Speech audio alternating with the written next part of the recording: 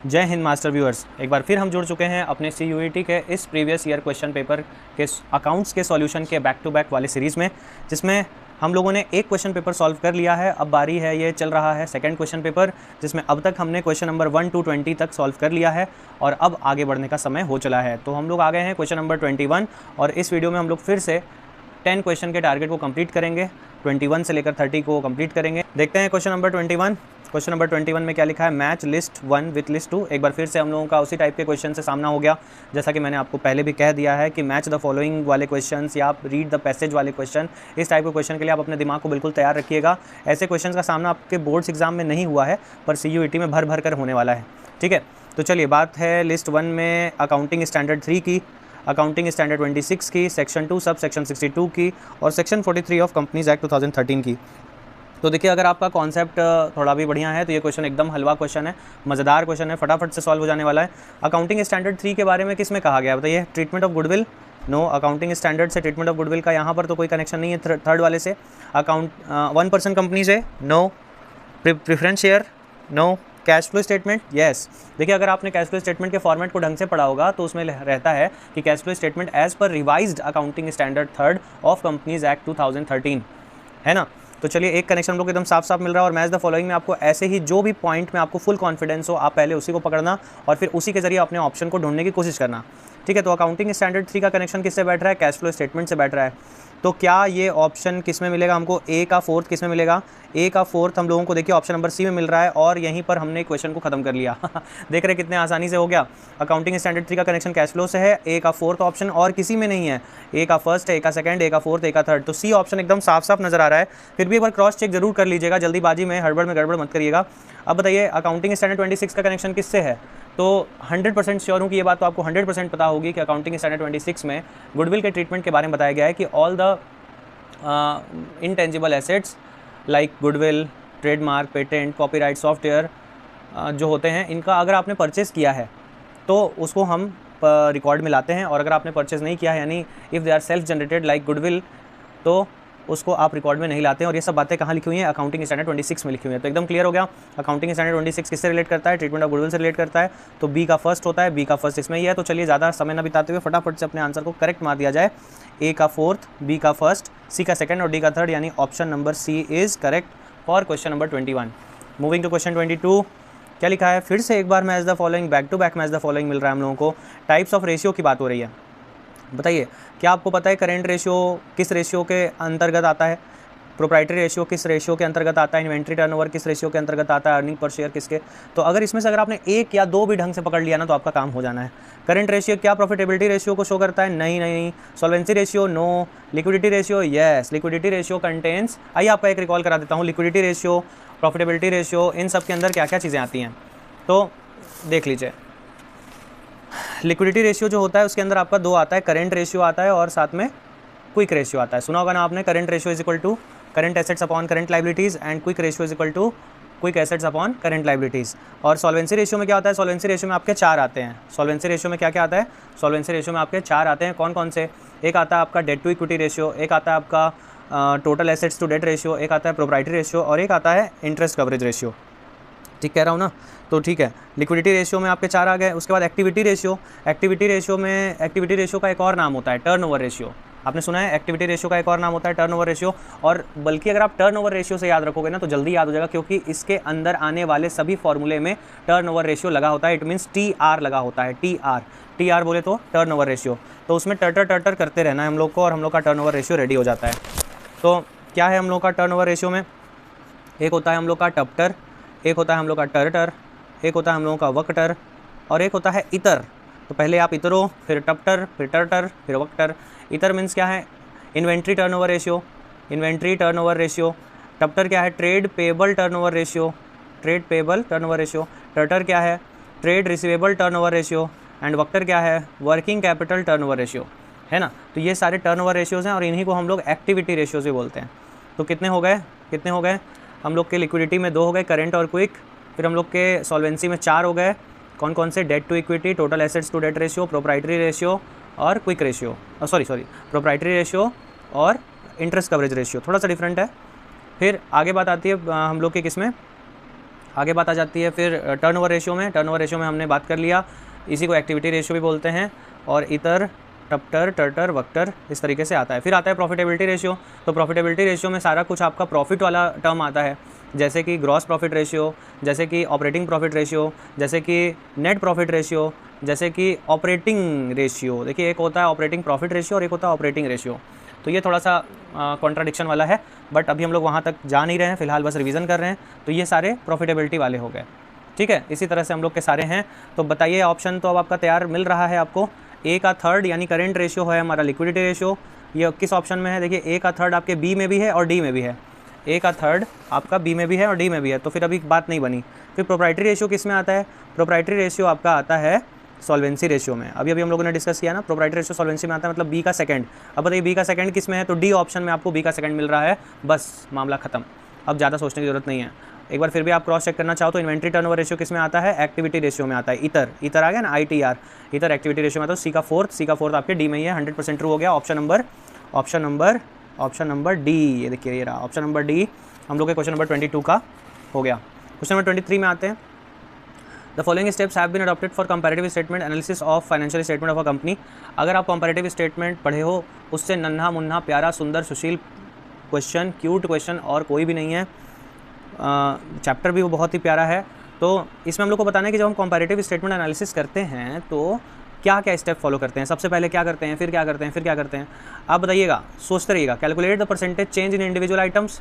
क्या पहले ही हम लोग परसेंटेज चेंज निकालना शुरू करते हैं? नो, परसेंटेज चेंज पहले नहीं निकलता। Draw interpretation and conclusion.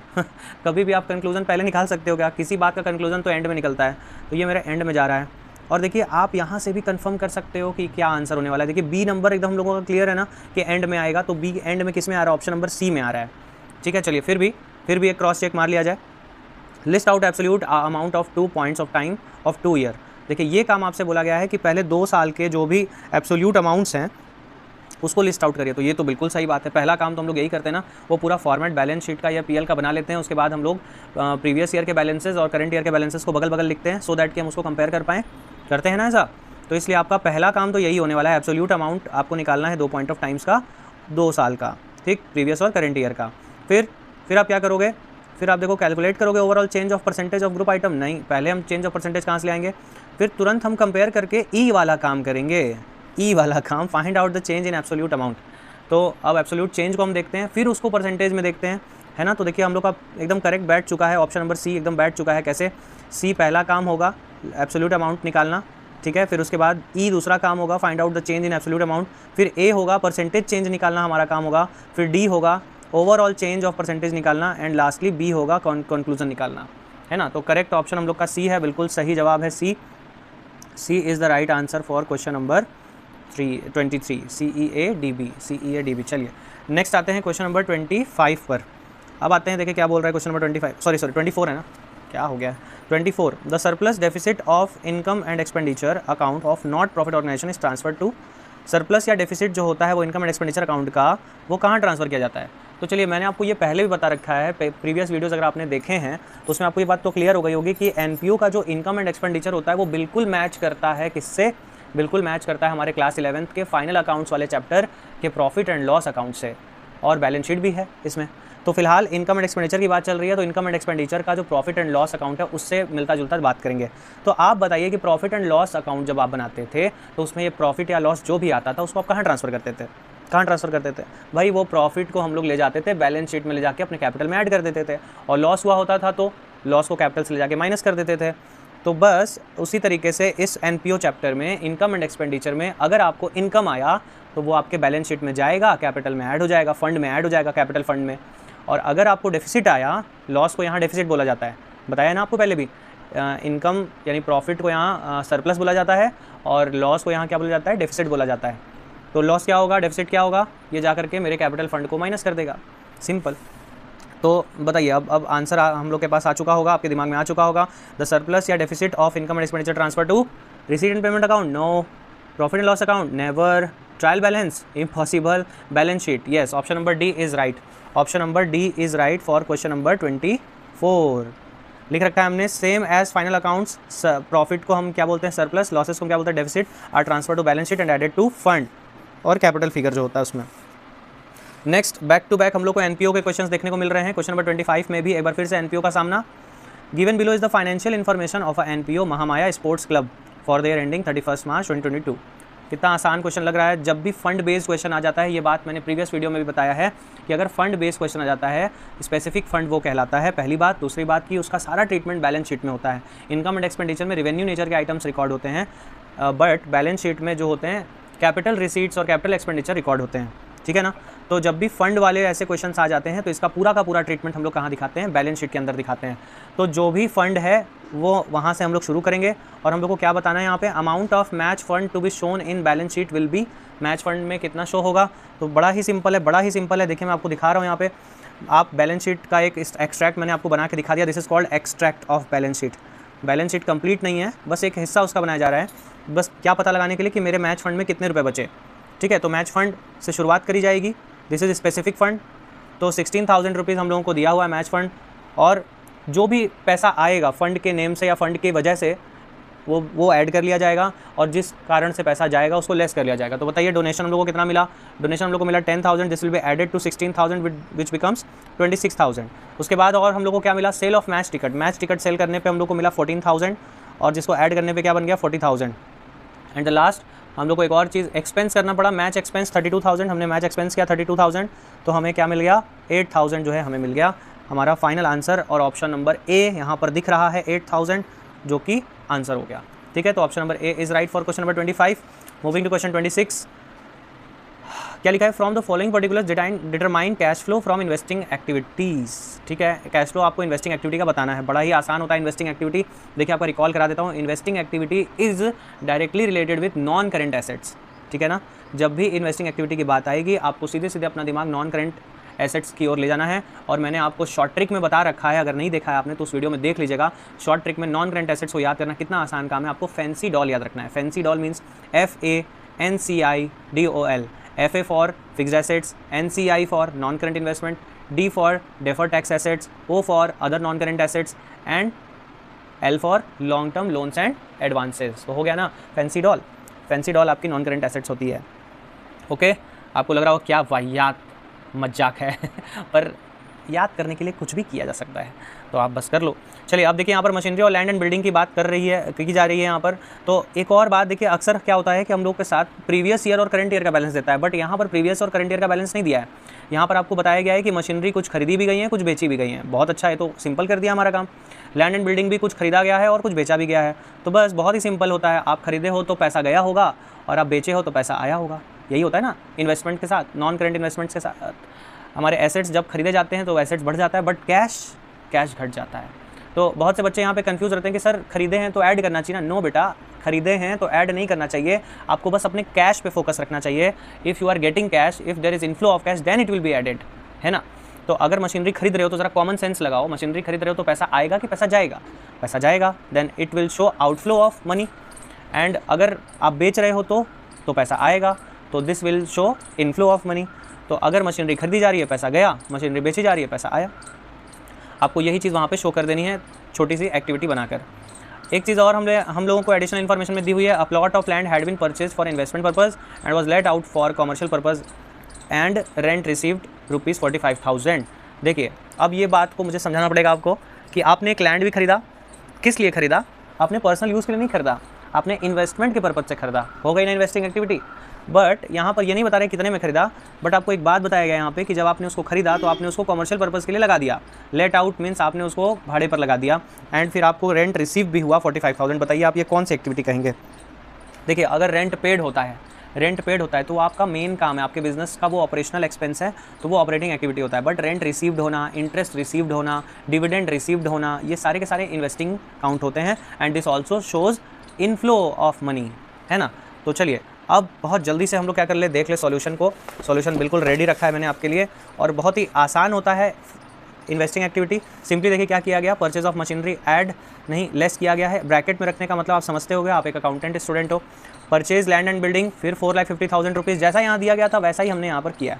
हमने मशीनरी खरीदी, हमने लैंड एंड बिल्डिंग खरीदा, हमने मशीनरी बेची भी 2,75,000 का, and this is in positive figure. And sale of land and building क्या दिखा रहा है, 3 लाख रुपीज़ ये आ गया। एंड जो हमें रेंट रिसीव हुआ लेट आउट करने से, वो भी 45,000 रुपीज़ ऐड हो गया। ठीक है, तो सिंपली जब आपने सारे प्लस माइनस किए तो आपका आंसर आ गया 1,80,000। ठीक है, तो आपका आंसर आ गया 1,80,000। बट आंसर प्लस में है या माइनस में, ये बहुत ध्यान रखिएगा। इन्वेस्टिंग एक्टिविटी में जनरली हमारा आंसर माइनस में आता है, because we believe in investments. हम चाहते हैं कि हम अपना पैसा क्या करें, ज़्यादा से ज़्यादा इन्वेस्ट रखें ताकि हमको उसका रिटर्न प्रॉपरली मिलता रहे। तो इसलिए ज़्यादातर आंसर माइनस में आते हैं इसके, तो आपको सजग रहना है। Used in active investing activities हमारा आंसर आ गया 1,80,000। अच्छा, इसमें आप एक शॉर्टकट तरीका भी लगा सकते थे, वो क्या था? देखिए, मैंने आपको एकदम सिंपल वे में बता दिया कि आप मशीन खरीदे, पैसा गया, बेचें, पैसा आया, ऐसे करके हम लोग इतने 4-5 स्टेप लगे हम लोग को। आप अपने स्टेप्स को और घटा सकते थे। आप जल्दी से सॉल्व करना चाहते हैं तो अपने दिमाग में भी कर सकते थे। कैसे कि आपने मशीनरी खरीदी 3.5 लाख रुपए की, आपका पैसा गया 3.5 लाख रुपए। आपने मशीनरी बेची भी 2,75,000 रुपये में, तो आपके पास पैसा आया। तो ओवरऑल क्या हुआ, ये खरीद और बेच करने से ओवरऑल इन दोनों का जो डिफरेंस बन रहा है, आप उसको भी डायरेक्ट लिख सकते थे। इन दोनों का डिफरेंस कितने का बन रहा है बताइए? 75,000 का डिफरेंस बन रहा है, और वो भी नेगेटिव बन रहा है क्योंकि आपका पैसा गया ज़्यादा है। ठीक है, and same land and building की बात करें तो लैंड एंड बिल्डिंग में भी 4.5 लाख और 3 लाख रुपए है। 4.5 लाख आपका गया है, 3 लाख आया है, तो आपका अभी भी आप नेगेटिव में कितना है? 1,50,000 है कि नहीं, बताइए। तो ये हो गया एक फिगर, और एक फिगर आपका रेंट रिसीव वाला हो गया। रेंट रिसीव आपको कितना मिला था? रेंट रिसीव आपको मिला था 45,000। तो अगर आप इन तीन को भी सिर्फ प्लस माइनस करते हो तो भी आपका सेम आंसर आने वाला है। आप एक बार चाहो तो अभी तुरंत कर लो। 1,50,000 और 75 माइनस माइनस प्लस हो जाएंगे तो ये आपका 2,25,000 हो जाएगा कि नहीं हो जाएगा? और 2,25,000 हो जाएगा, उसमें से आप 45 माइनस करोगे तो क्या आएगा? तब भी 1,80,000 ही आएगा। तो चाहे आप कान ऐसे पकड़ो, चाहे आप कान वैसे पकड़ो, आंसर सेम आने वाला है। आप डायरेक्ट डिफरेंस से भी कर सकते थे। देखिए, इससे आपका थोड़ा सा जल्दी हो जाएगा, बट मे भी आप थोड़ा मोड़ा कंफ्यूज हो जाओगे अगर आपने साइन का ध्यान नहीं रखा तो, जो कि हो जाया करता है। तो जैसा प्रैक्टिस वैसा आंसर, उतनी फास्ट आप आंसर लगाओगे। ऑप्शन नंबर सी जो है राइट है क्वेश्चन नंबर 26 का। 1,80,000 कैश यूज्ड। ठीक है, ध्यान दीजिए, यहाँ पे कैश यूज्ड पे टिक लगा दीजिएगा, कैश फ्लो पे मत टिक लगा दीजिएगा। Question number 27, when unrecorded liabilities are paid off by partners, these liabilities are shown in. बताइए, अगर अनरिकॉर्डेड लाइबिलिटीज़ को पार्टनर द्वारा पे कर दिया जाए तो इसको हम कहीं शो करेंगे या नहीं करेंगे? देखिए, उस लाइबिलिटी को तो कहीं शो नहीं कर सकते, बट पैसा तो गया है ना, पैसा तो गया है, तो बैंक से पैसा कटेगा, तो इसकी एंट्री क्या बनेगी? इसकी एंट्री क्या बनेगी? चूँकि लाइबिलिटी का नाम हम यूज़ नहीं कर सकते और ये बात चल रही है रिजोल्यूशन की, तो यहाँ पर आप उसको एक एक्सपेंस मानते हुए आप उसको नाम देंगे रियलाइजेशन अकाउंट डेबिट। आप एक एंट्री पास करेंगे, जर्नल एंट्री से देखो तो आप एंट्री पास करेंगे realisation account debit to bank. It shows कि आपने कोई पेमेंट किया है। अब किस चीज़ का पेमेंट किया है वो आपको पता है, बट एंट्री तो यही पास होगी, realisation account debit to bank. अब आपसे क्या पूछा गया? अब आपसे पूछा गया है कि when unrecorded liabilities are paid off by partners, these liabilities are shown in. Liability को आप कहाँ शो करेंगे?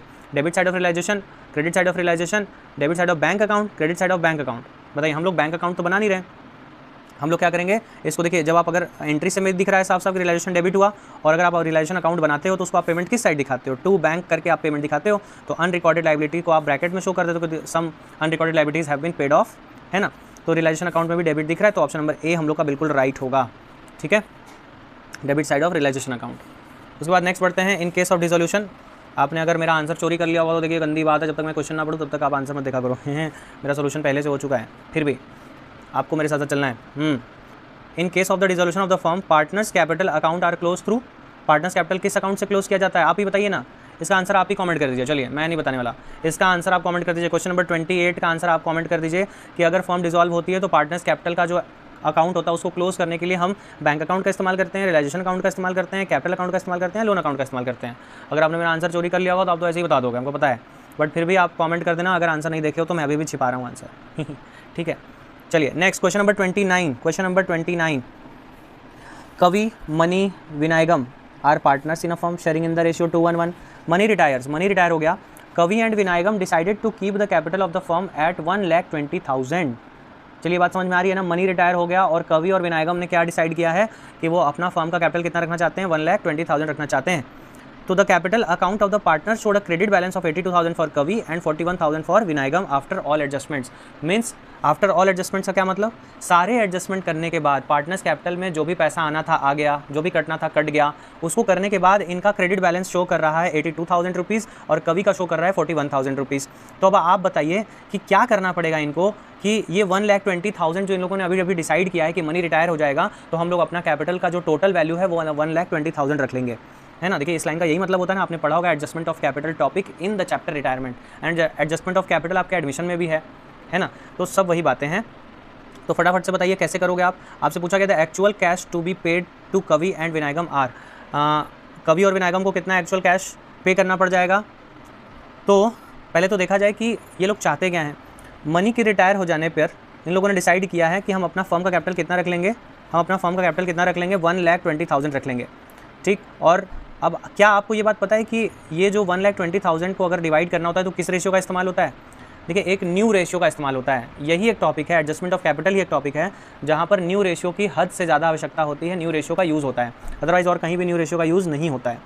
तो अब क्या आपको क्वेश्चन में न्यू रेशियो बताया गया? नहीं बताया गया। तो आपको एक रूल पता होगा, 2:1:1, ये ओल्ड PSR दिया हुआ है, और ये है कवि, ये है मनी, ये है विनायकम। मनी रिटायर हो गया और अगर इसने अपने शेयर के बारे में कोई इन्फॉर्मेशन नहीं दिया कि अपने प्रॉफिट में से किसको कितना देकर जा रहा है, या अपना हिस्सा किसको देकर जा रहा है, अगर ये बात क्लियर नहीं हुआ तो फिर क्या ज़रूरी है? तो फिर एक बड़ा ही छोटा सा एजम्पशन है, बहुत ही प्यारा सा एजम्पशन है जो कि हम लोग को कर लेना चाहिए। वो ये कि जो बच गया, मनी को छोड़कर जो बच गया, कवि और विनायकम, इनका जो रेशियो दिख रहा है ना, यही रेशियो हम लोग का गेन रेशियो भी हो जाता है और यही रेशियो हम लोग का न्यू रेशियो भी हो जाता है। क्लियर है ये बात? और पता भी होगा आपको ये बात कि यही जो रिटायर हुआ उसको छोड़ दीजिए, जो बचा ये आपका गेन रेशियो, यही आपका न्यू रेशियो हो गया। तो इसलिए मैंने देखिए यहाँ पर 2:1 का इस्तेमाल किया है। 2:1 में जब इसको बांटा जाएगा तो 2/3 1/3 करके ये कितना हो जाएगा? 80,000 आ जाएगा कवि का, और विनायकम का आ जाएगा 40,000, ठीक। ये तो हो गया न्यू कैपिटल जो ये लोग रखना चाहते हैं। बट पहले से इनका कितना शो कर रहा है? पहले से इनका 82,000 और इनका 41,000 शो कर रहा है। तो बताइए इससे क्या आपको देखने को मिलता है कि कवि को 80,000 रखना है बट उसके खाते में 82,000 है, तो ये 2,000 क्या करेगा? विड्रॉ कर लेगा। फर्म उसको पे करेगी कितना? 2,000। और इनको भी सेम पैसा निकालना ही है, इनको रखना है 40,000, इनके खाते में अभी कितना है? 41,000। तो इनको भी 1,000 विड्रॉ कर लेना होगा, यानी फर्म इनको कितना पे करेगी? फर्म इनको पे करेगी 1,000। तो ऑप्शन एकदम क्लियर है, 2,000 और 1,000, और कोई ऐसा कंफ्यूजिंग ऑप्शन ही नहीं है। बट हाँ, ये देखिए, जल्दीबाजी अगर आपने किया तो आप ऑप्शन नंबर डी टिक लगा दोगे, क्योंकि इसमें भी 1,000 और 2,000 दिख रहा है। बट ध्यान रखो, जिसका नाम पहले है उसका फिगर भी पहले होना चाहिए। तो 2,000 और 1,000, यानी ऑप्शन नंबर बी आपका करेक्ट है। ऑप्शन नंबर बी आपका करेक्ट है, ठीक है। क्वेश्चन नंबर 29 का ऑप्शन नंबर बी करेक्ट है। Moving to question number 30। Question number 30 क्या है अभी एक बार पढ़ लेते हैं। Question number 30, identify the activity that results in cash flow from financing activity. आपको बताना है इनमें से कौन सी एक्टिविटी है जो फाइनेंसिंग एक्टिविटी को इंडिकेट करती है। चलिए एक बार फिर से रिकॉल कराते हैं आपका। फाइनेंसिंग एक्टिविटी में क्या आता है? फाइनेंसिंग एक्टिविटी में मैं 3-4 नेम लेता हूँ। कौन कौन सा? Share, debenture, loan, bank overdraft. Share, debenture, loan, bank overdraft. Share आप इशू करोगे या रिडेम्पशन करोगे तो आपका वो फाइनेंसिंग एक्टिविटी बन जाएगी। डिबेंचर इशू करोगे या रिडेम्पशन करोगे, फाइनेंसिंग एक्टिविटी बन जाएगी। लोन रेज करोगे या रिपेमेंट करोगे, फाइनेंसिंग एक्टिविटी बन जाएगी। और बैंक ओवरड्राफ्ट अगर आप इंक्रीज़ करोगे या डिक्रीज़ करोगे, डिक्रीज़ मीन्स आप पेमेंट करोगे उसका, तो फिर ये भी फाइनेंसिंग एक्टिविटी बन जाएगी। और इनसे रिलेटेड और क्या होता है? अगर आप शेयर इशू किए हो तो आपको डिविडेंड पे करना पड़ेगा। It means dividend paid is financing activity. और अगर अभी बताया था डिविडेंड रिसीव्ड होगा तो इन्वेस्टिंग हो जाएगा। चलिए नेक्स्ट, डिबेंचर अगर आपने इशू किया तो आपको इंटरेस्ट पे करना पड़ेगा, तो interest paid is also financing activity, है ना। और अगर इंटरेस्ट रिसीव हुआ तो इन्वेस्टिंग एक्टिविटी, तो इंटरेस्ट पेड हो गया फाइनेंसिंग एक्टिविटी। नेक्स्ट, अगर आपने लोन ले रखा है बैंक से तो इंटरेस्ट पे करना पड़ेगा, यानी डिबेंचर में भी इंटरेस्ट पेड, इसमें भी इंटरेस्ट पेड, और बैंक ओवरड्राफ्ट में भी आपको इंटरेस्ट ही पे करना पड़ता है। तो ये तीनों जो रीज़न है, ये तीनों इंटरेस्ट पेड वाले रीज़न और एक ये डिविडेंड पेड वाला रीज़न, ये सब फाइनेंसिंग एक्टिविटी हो गया, ठीक है। तो चलिए क्या आपको कोई ऑप्शन मिल रहा है? इंटरेस्ट रिसीव्ड देखिएगा अभी मत। Conversion of debenture into share, इससे कोई कैश फ्लो नहीं होता। अगर आपका डिबेंचर से कन्वर्ट होता है शेयर में ना, आप अपने डिबेंचर को शेयर में कन्वर्ट करोगे तो इससे ना तो इनफ्लो होगा ना तो आउटफ्लो होगा। आपका जितना कैपिटल था उतना ही कैपिटल रह जाएगा। Cash payment for insurance premium, अगर आप कैश पेमेंट करते हो, कैश का आउटफ्लो तो हो रहा है इंश्योरेंस प्रीमियम को लेकर, बट इससे क्या होगा कि आपका ये ऑपरेशनल एक्टिविटी है। आप इंश्योरेंस प्रीमियम क्यों भरते हो? बिजनेस को रन करने के लिए, तो ये आपका ऑपरेटिंग में जाना चाहिए। और इंटरेस्ट पेड ऑन डिबेंचर आ गया ना, तो लीजिए आपका ऑप्शन नंबर डी करेक्ट हो गया। क्वेश्चन नंबर 30 का option number D is the right answer. तो हम लोगों का ये क्वेश्चन नंबर 21 to 30 का टारगेट पूरा हुआ। मिलते हैं जल्दी से जल्दी नेक्स्ट वीडियो में। पूरी कोशिश कर रहा हूँ कि मैं आपको एक दिन में मोर देन 1 वीडियो दे पाऊँ, पूरी कोशिश कर रहा हूँ। थोड़ा सब्र बना के रखिएगा, पेशेंस बना के रखिएगा और जम के तैयारी करते रहिए। मैं आपके साथ हूँ। कोई भी दिक्कत होती है, आपको अपनी ओर से मुझे कोई भी राय देना होता है, आप मुझे मैसेज कर दीजिए 7239068888 पर, 7239068888 पर। और ये हमारा व्हाट्सएप नंबर है, कॉलिंग मत करिएगा, कॉल नहीं ले पाऊँगा। आपको मैसेज का रिप्लाई ज़रूर दूंगा, सेम डे दूंगा, थोड़ा लेट दे सकता हूं।